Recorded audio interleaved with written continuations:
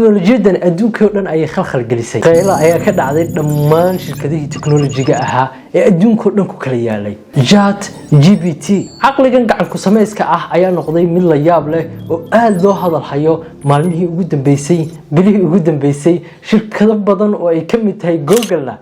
ay gashay xaalad degdeg ah si uga arrinsato arrintan la yaab kale wallahi hadii la weydiin lahaa war adduunkan yaa ka yaabsaday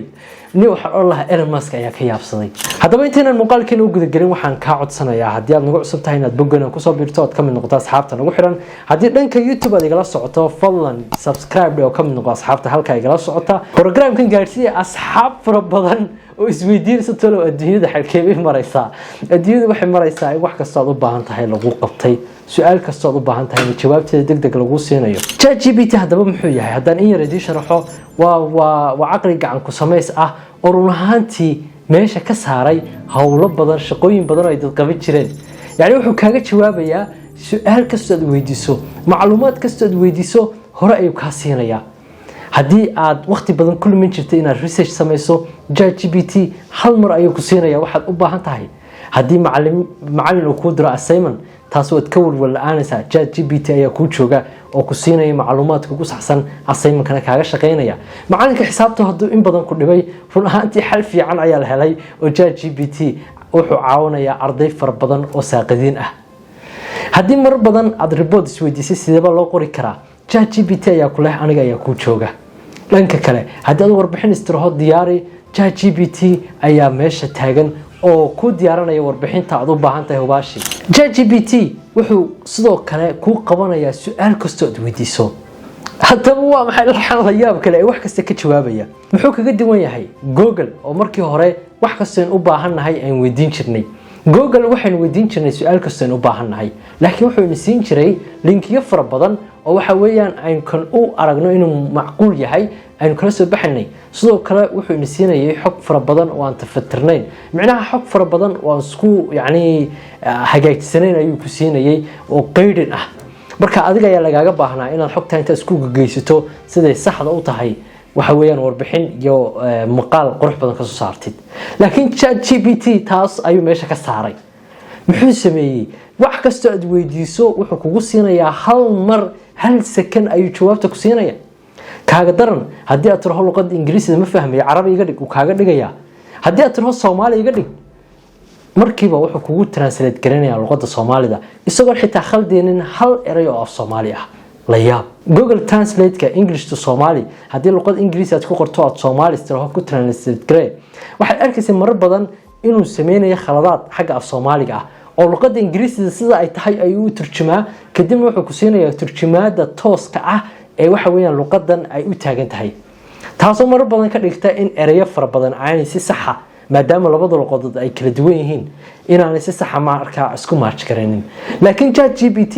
wuxuu kugu match gareynayaa luqadaada saxda ah af Soomaaliga mashruucan la yaab kale ChatGPT waxaa hogaaminayaa Elon Musk oo run ahaantii adduunka dhan ka yaabay wallahi hadii la weydiin lahaa war adduunkan yaa ka yaabsaday ni waxa Allah Elon Musk ayaa ka yaabsaday waayo waa very intelligent يعني هو future oriented ويا نكاس وحو كلية كيف كلا مستقبلك ونيك كلية هديه يعني ماسك جاس كرو قاضي أو له ماسك أي وحو وين هدي أي كل شيء هيد أما $1 أي هيد ماسك جاس وحو جالسين يا 1 مليون يعني أود وأدوه كويس اللي ياف كله نيك هذا جاه يا ريال كله أيه جابينا يا شركة أما مشروع عن ChatGPT وواحد فرتي شركة OpenAI مشروعاً عقلية قاعد كسميس كعه رهانتي وحلو أورورية دمان حكت الدنيا تالي ودن وانا وتكست جنريتر لو قلت لك علي إنه سيو مربع حكت لو فيديو أو تفترن يلا معركتي ديارسن تاني هذا مو حي كل نقطة عقبات شركة ديوينيد جوجل شركتي مستر جوجل واحد استبيقاني ولا صقلا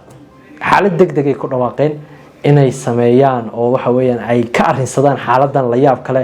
ee iyagii dhib ku keenaysa marka Google wuxuu ballan qaaday inuu soo saari doono bahal ka si daran ChatGPT tolo dadka aqliga bini aadamka dil rabaan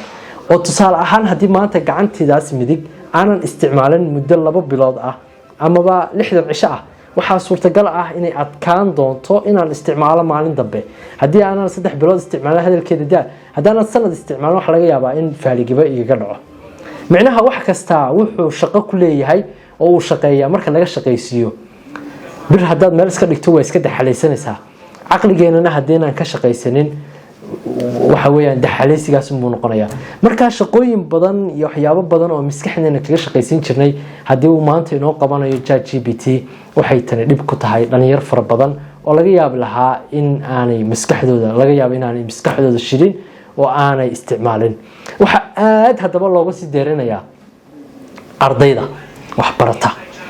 jaamacado badan oo ku yaala wadanka Mareykanka ayaa arintan qoraalo waaweyn ka soo saaray warbixino ka soo saaray way sheegayaan arintan inay tahay in laga hortago yani awood cad waayo ardayda markii loo diro assignment ama project ChatGPT ayaa uga shaqeynaya macalinku wuxuu ka dhahaana ma jirto yani this is correct ChatGPT ku fahansiinaya bas ma xad qaabilsan tayeynta tacliinta ayaa wuxuu ballan qaaday inuu u sameyn doono watermark ama wax cadeynaya copyright ah in wixii aad ka soo qaadatay ChatGPT sheegaya oo oranaya warbixintan ma lehid adigu researchkan manaad sameynin ee ChatGPT ayaa sameeyay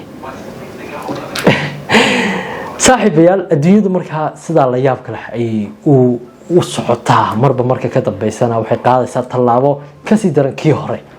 waxa la inooga baahan yahay daba inaguna bal inaynu indhaha unayna ka daawanay laakiin inaguna bal wixii bal